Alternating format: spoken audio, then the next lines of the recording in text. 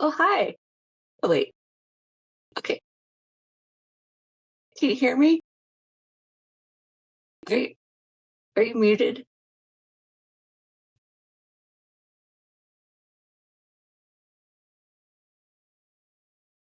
I can't hear you. I see you.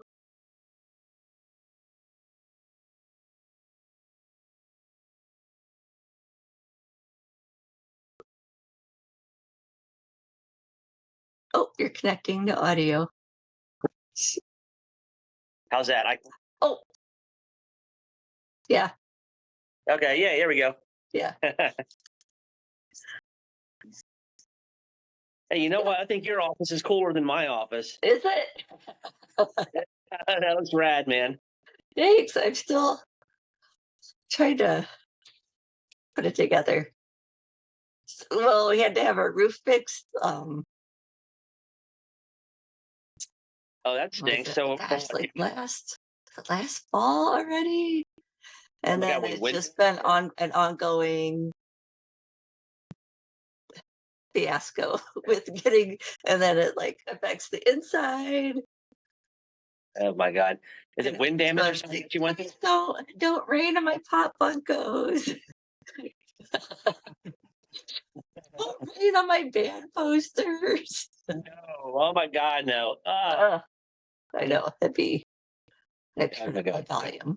This is Where are you from? well, I was born in Tennessee, raised in Ohio. I think my mom and I lived like one other place in between Tennessee and Ohio. Okay, But I don't remember. I was little, as a baby. so you're in Tennessee now, then? No, I'm in Ohio. Oh, okay, gotcha. Yeah. Okay, been through both states a lot. What part of Ohio are you in? I like Northwest. Northwest. Probably like 45 minutes south of Toledo. Okay. So, Yeah, there was one one time I went on vacation through Ohio. Everybody says, "What were you doing going on vacation through Ohio?" I said, "I took $600 and I went to Cedar Point, Cleveland, the Football Hall of Fame. yeah. Uh, yeah, where else? The zoo, the Akron. There you go, Akron Zoo. So We yeah, have we some like did. nice zoos in Ohio. Oh my God, yeah. I mean, I'm Love love it. tigers. Cleveland's is good. Yeah, Toledo's is pretty good. Um, yeah. Probably Cincinnati. I don't think I've been there to I've the never zoo. been to Cincinnati. But yeah, just kind of like planned it all out and went in one fell swoop, and it was yeah, we did it on $600 in a week, man. So that was Right? I mean, there's that stuff was to do. It that was doesn't pretty sound neat. exciting. Yeah, yeah, we had a blast back then. So yeah, and Yeah. I'm on the outside of Baltimore. Oh, okay. Yeah, See. or as they say around here, Balmer. I've been to Maryland maybe once. Yeah, crab cakes and Yeah, of course, the crab cakes. That's what we're famous Mm, for. yeah, Yeah, nice. it's the law. It is the law. Where'd you get them from? Do you I remember? think we were in Annapolis, but I don't remember the restaurant. Okay, all right. Well, that's proper place to get them. So. Yeah, thanks. I don't even remember why we were in Maryland. I don't know. It was a long time ago. Yeah. So, Well, okay. Well, okay, I'm ready. I'm if ready you're when you are, my ready, friend. Yeah. hopefully it goes better. My app was technology.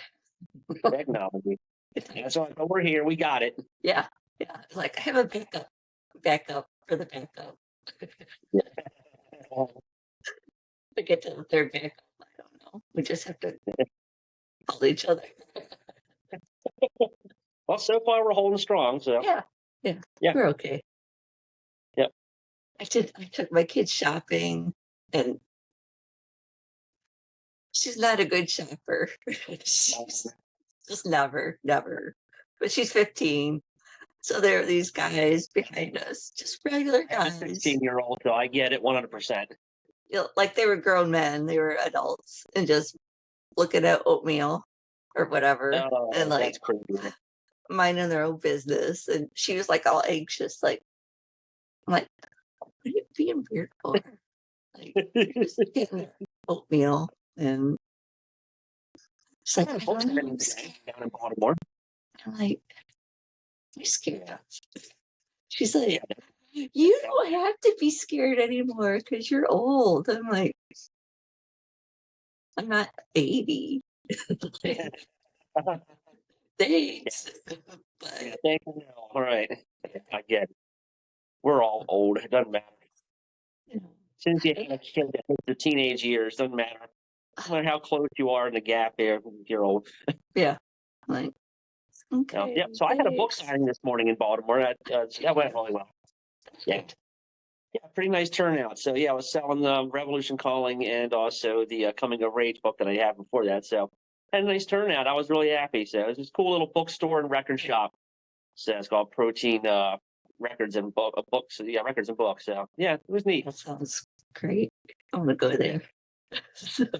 So, It's cool. what can you tell us about your latest project, which is Yeah, of course. Absolutely. Revolution? Revolution Calling. Yep.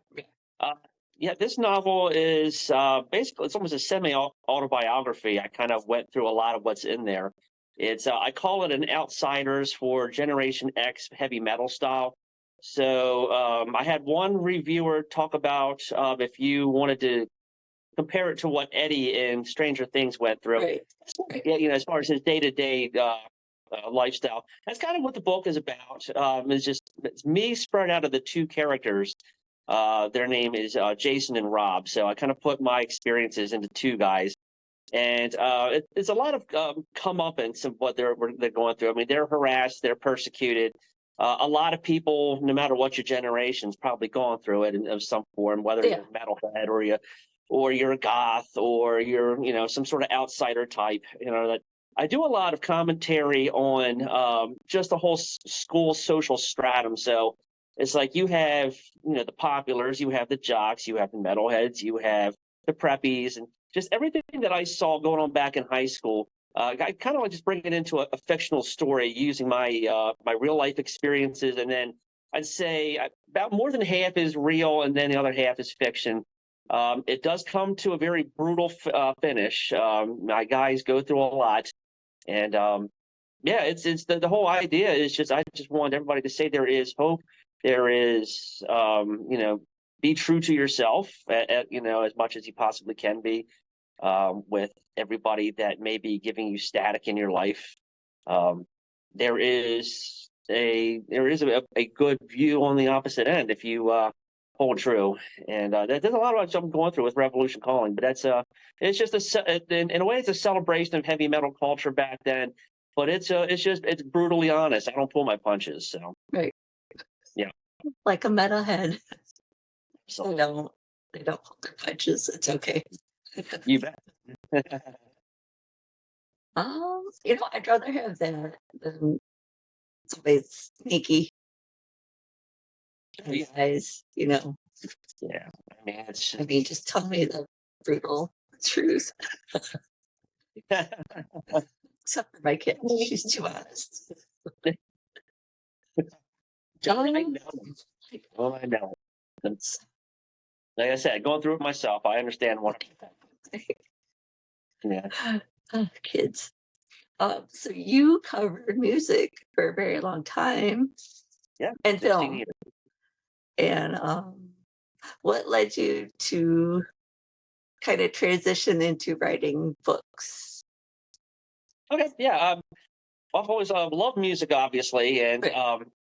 in Revolution Calling, Rob is the writer of the two, so you'll actually see him doing what I did back then and write homemade in his homemade reviews, so like of his records. He'd listen to a record, write them down in the spiral notebook, and he was just doing it for fun.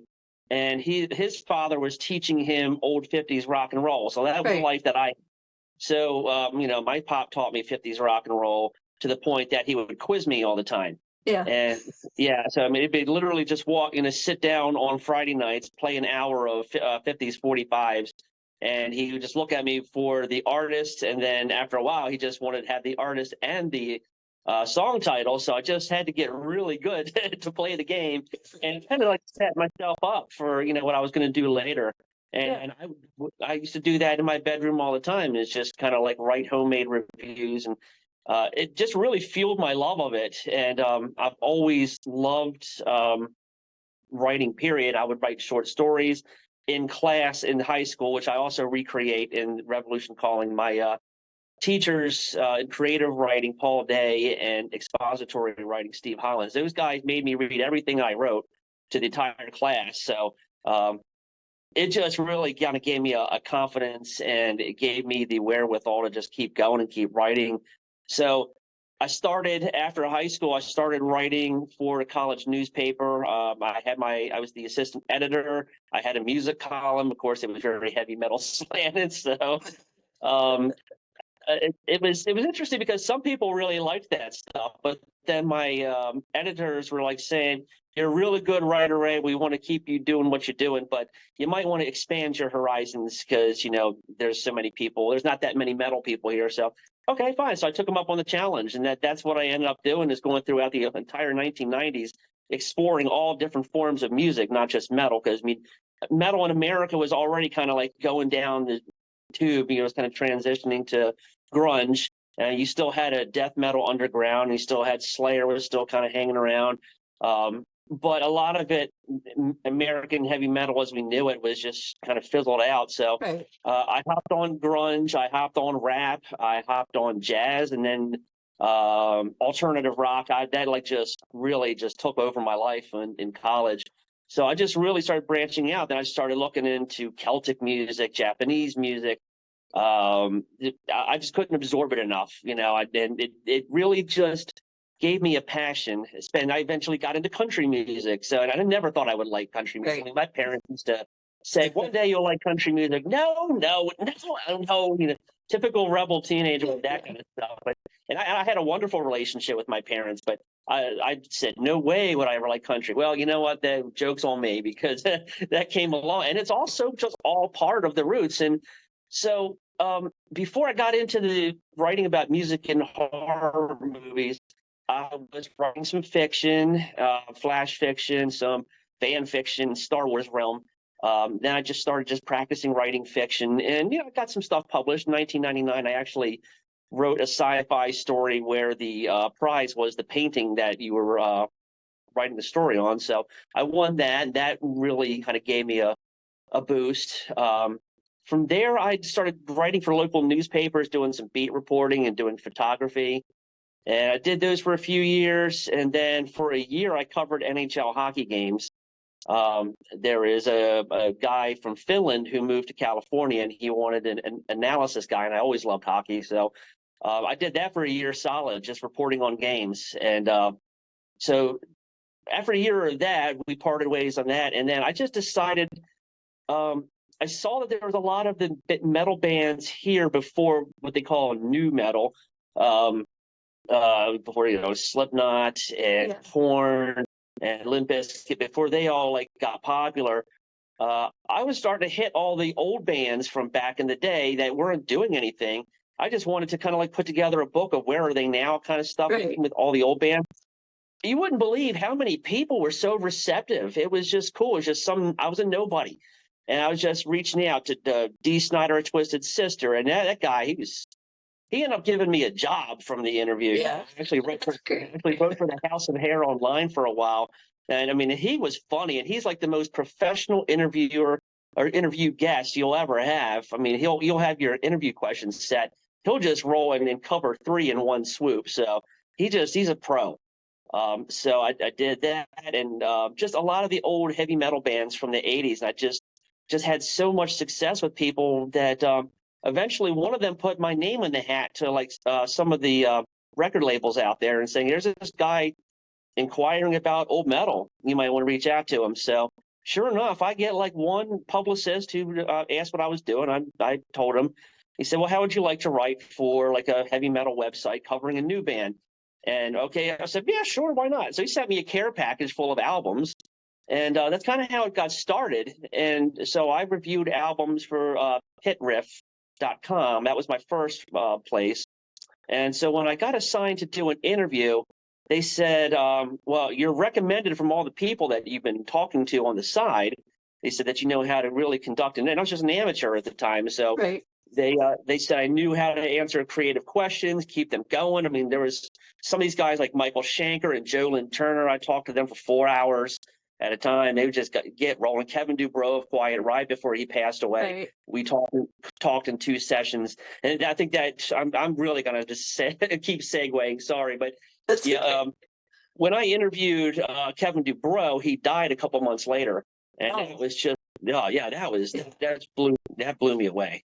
You know, I couldn't even believe it. So I had to go to Frankie Banali. You know, now he's passed away as well. But I told him, I said, I have all this footage of Kevin Dubrow that I was planning on using a project, but I want to let you know that I have it. So I talked to Frankie, and he gave me his blessing as long as I, ran everything through him and all that. And like I said, I only ended up using the Randy Rhodes footage for like Metal Maniacs magazine. So it was just like this like ping pong thing. It's all kind of different things. One connection here, one connection there.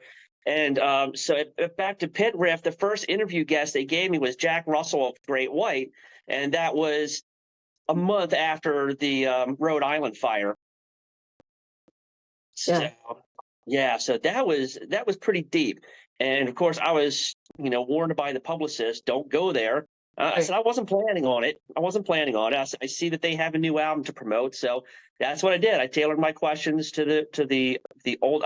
You know how you've done a lot of interviews, so I've like Yeah. I come up with his old albums, bring him into the new album a little bit, and then he volunteered everything about Rhode Island, and because he said, "I appreciate you not asking about it. However, I do have something to say," and he just rolled with it. So. Right. Um, Word got out from that publicist that that he volunteered that information. I didn't push him. Next thing you know, I'm getting offers all over the place of cover my band. So I did a lot of work for Pit Riff, and then it just went all over the place from there. I mean, I wrote for a lot of websites, Metal Maniacs magazine, Ant magazine. They gave me my own column. It was a monthly there. Funny thing about Metal Maniacs, I also had a blog at the time called the Metal Minute that so I had everything going on, just trying to cover bands. I was getting so much stuff sent to me to review. I didn't have an outlet for everything, so I made my own website or a blog anyway, Yeah. and I put some of the excess there, and they were all happy as punch on that. And I got an award from Metal Hammer magazine for Saw that. best blog. So, yeah, that was astonishing. I mean, I am so grateful to Metal Hammer. I mean, that's how that's like what they helped everything. I mean, I never really got to talk to anybody from over there except just to say thank you. And just there was just I got so much work because of that reputation. And yeah, it's just at one point I was working for 13 websites and magazines simultaneously. I had a pretty good side career. Most of it was for pay, some of it was for small pay, some of it was for really good pay. Eventually, I landed at Blabbermouth, and I don't know what to say. I mean, I did that for 6 years. It was all review work. I can't say enough about Bori and Heather. I mean, they took such good care of me. I was in a real deep, bad place in my former marriage at that time that we were broke, and I was working 2 jobs, and they just gave me all the work that I could handle just to help me live and make my expenses from a family. So I spent at that time, I ended up burning myself out. That was probably year 12 into 13 of me doing this. It was just reviews every weekend, back to back to back to back to back. My son was like just kind of like hanging there, pulling on me, wanting me to come spend time with them. And because I mean, he was used to me spending time with him all the time, doing things. And his mother would do what she could to spend time with him. But it was tough. That was real tough. Just giving up my weekends because I was working during the week. And then on the weekends, just grinding out reviews the entire live long day. It's like I would do in a weekend. It sounds crazy, man, because I don't just, do a half job on a review. I Right. play it and I play it again. And I usually use headphones so I can like really pick the instruments apart, in my ears. So you're talking about 2 to 3 listens, and I would get in a weekend done anywhere from 8 to 10 reviews done. It was just a brutal grind, That's a lot. Yeah, it was. Thank you. It was just brutal grind. No pun intended. Should be the name of your next blog. Yeah, my wife and I always make all kind of funny, like this should be our band name. Love doing Yeah. that. We do that, but we sit there. Oh my God, what she had like and what I call an intestinal squelch. That in kind of like bubble guts, you know. She's all funny noise. And I said, Good name intestinal too. squelch. She laughed for a solid hour, and we looked at each other. "Good name." Yeah, we do that around here too. Sometimes I think I should make a list. I haven't in a while. Totally. We have a writer friend who does a lot of Star Trek novels, Dayton Ward, and he has the best band names. He has the funniest Facebook page out there. I mean, most of his stuff that he puts out there is a total scream. But every now and then he goes, "This is my new band name. This is my new band name." All of it is gold. I'm like, oh my God. Yeah, he's a good dude. So yeah. Yeah. Um, do you have any advice for music bloggers or writers Yeah. that are I would starting out? say for advice, I would say do it if you have the heart, if you have the passion, if you feel like it's a job. That's when it's going to kind of like on, and that's where I was towards the end. Is that it was a job, and I was kind of like losing my love of it. And so if you do it for a job, it's going to come across in your writing like blah blah blah blah blah blah. I mean, yeah. Yeah, and your people are going to call you out on. They're going to see it, because I write Yeah. very emphatically. I write flowery. A lot of people say I like to be creative, especially in reviews. I always like to try to, and this is advice in disguise. If you're doing reviews, study all the music you can. And that's what I'm saying is like all the different genres. Get out there, learn it, because I'm telling you, there's so many bands that merge styles, and just you just there's so much creative stuff going on out there. And when I would call it out in an interview or a review, then the bands would actually come back at me and say, "Dude, you caught it." I mean, one of the biggest things is I heard the Cure's Pornography album, a black metal album. After I wish I could remember the band name, and bro, whoever band, if you're looking at this, I'm sorry, I forgot your band name.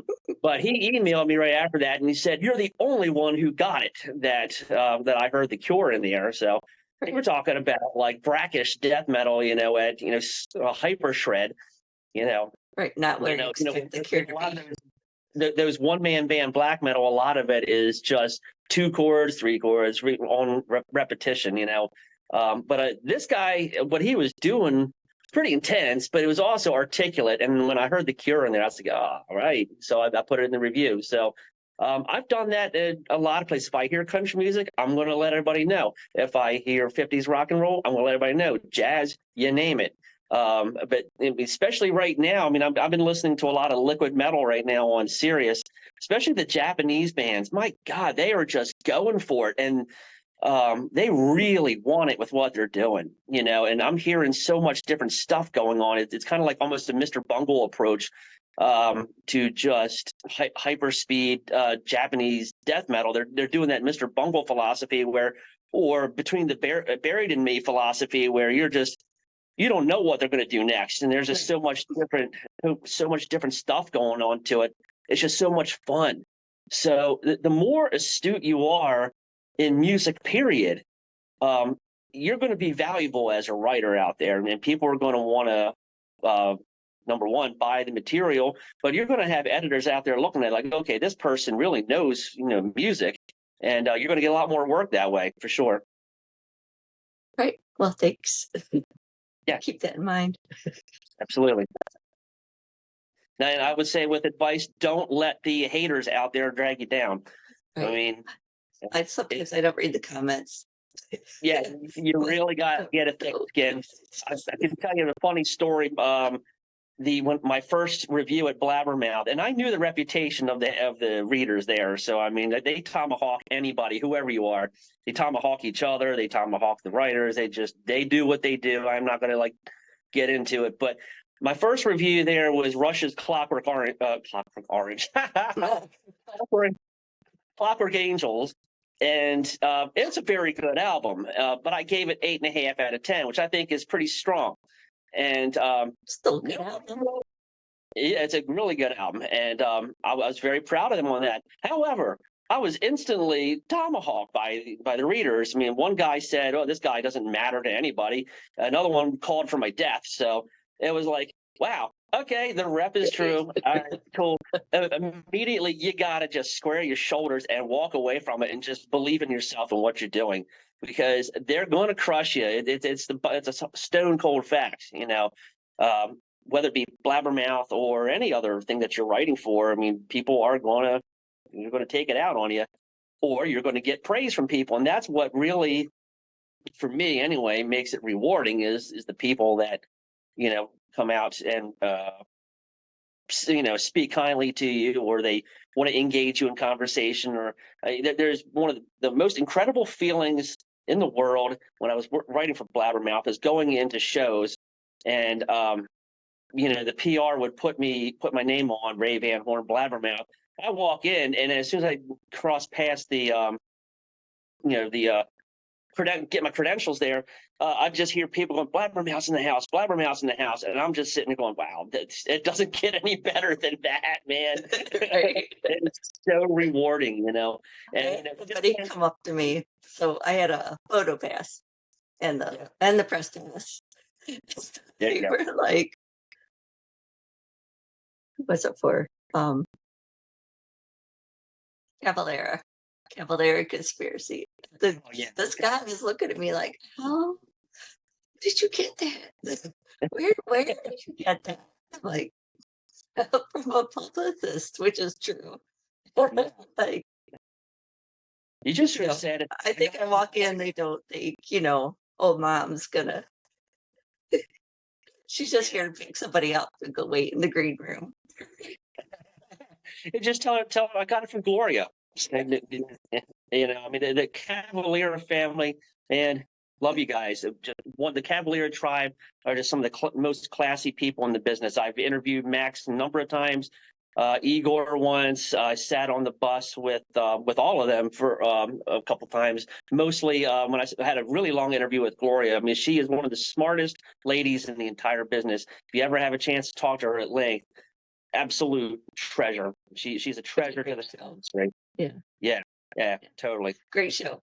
So my boyfriend he loves Cavalera. He loves every band that Max Cavalera has been in ever. Yeah. So I was like, hey, I have this chance to go to the show and, get a photo pass. It's like golden ticket. Like, yeah, man. Yay. He's like, oh, yes, you're my favorite. Thank you. That's so cool. Yes. Here's a piece of advice you probably learned. Photo pass is not VIP. I learned that the hard way, everybody. I had a photo pass, went down for, I won't name the bands, but the tour manager is the one who skunked me on that one. But I was given a photo pass. I was told going down I would have VIP. So I assumed that because I traveled 4.5 hours for that particular show. Right. And they gave me the photo pass, and I went backstage and had wonderful interview with the guest, to the point he offered me his hotel room because they were leaving town early. I already got one. Thank you. That was really sweet. So he treated me like gold, left me in the back there when I was done. If you help yourself to our food and stuff like that, they're just sweetest guys. The band, I can't say enough praise about them. Their tour manager, piece of crap. But he did not mark the pass correctly. But I was walking around with a photo pass, and man, everywhere I went that was considered VIP, even though they had just seen me earlier. They're like, they shook their head. No, you can't. You can't. It's like, dude, they invited me to come back down after the show. Right. Nope. So make sure you have VIP, everybody. Do not assume a photo pass is the keys of the kingdom. Oh, so I wanted to ask you something from the book. So go ahead. I'm sorry. I could talk about music forever. So, do you have nightmares about the blue corduroy jackets from the? Not anymore. Oh, Back, yeah, back in the day, yeah, that's said in the book, that was very much a real life boogeyman. Even though I did have friends or people that I was friendly with that were wearing the blue corduroy jackets, and as I stated in the book, I have no anger or any ill wishes towards right. the FFA. I mean, I really do think it's a worthwhile organization. I Yeah. even did then too because I lived in that climate in that area. I supported the farming community, so to the point that with things that went down that may or may not have been true to the book.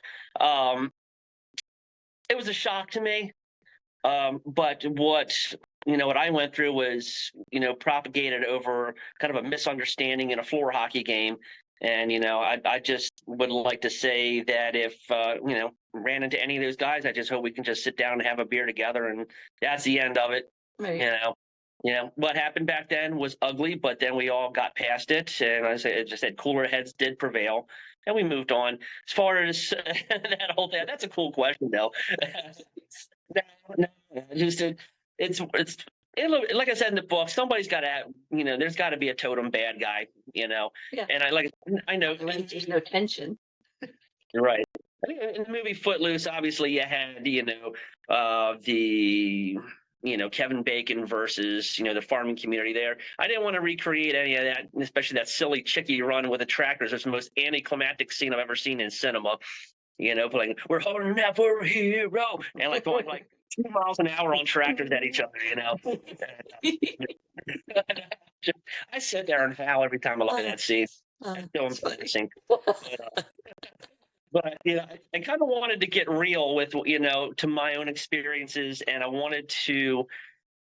I'm sure there's a lot of people that went through something similar. I mean, anger and hatred is a real thing, and especially in teen years, people do some things that are god awful. Even my son, he's told me some of the horrors that he's seen in his life, and I feel terrible for him. I mean, it's something that seems to me that everybody's got their own awful things that have happened to them, and no matter whether you're popular or you're on the other opposite end of the social strata in school, it's just butt ugly. It's hard, for anybody. So your enemies can be very unexpected, and then that's what that was. That was completely unexpected. But again, I'm glad at the very end of that, we all just kind of like just settled it, and that was the end. Put it to rest. Right. What's your next writing project? I wrote a bunch of horror short stories, so I've been working on horror stuff right now. I do have a new book that I'm working on called October Rust. Yes, the same as the Typo Negative album. It's like that's Yeah, yeah. like that's a great name though. Thank you. But it's I came up with that, and I didn't even think of the album until I like, oh yeah, right. But this was on my honeymoon. My wife TJ and I got married 3 months ago, and Congratulations. thank you so much. We spent our honeymoon in the mountains in this cabin, and the first night we had people with us, but the second night we had it all to ourselves. So it's like once the staff went home at 5, she likes to call it was like a Friday the 13th moment. And we had this entire. These are like old. When I say cabins, you're like these refurbished, small, tiny houses kind of things. Yeah. So it was cool. So we got to sit there and we were just pounding Jameson on the porch by ourselves and just talking about life, and then just talking about our projects.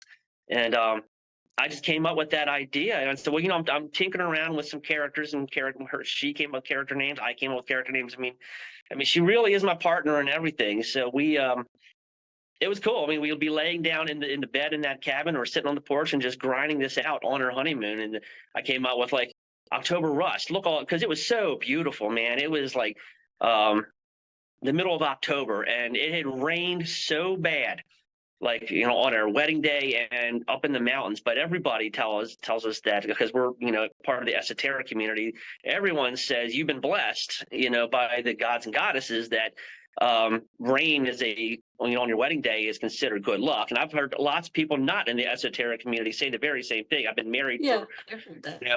and it rained, but it kept raining up there in the mountains, but it also brought the colors out so vivid, orange, yellows, reds. It was just magnificent.